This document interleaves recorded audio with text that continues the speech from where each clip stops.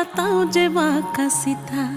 মেদিনীপুরে রায়না চিরন বাঁকুড়ার ওই ফিতা, আর যতন করে বাঁধলি মাথা তাও যে বাঁকা সিথা। পেছ পাড়িয়া রাজকুমার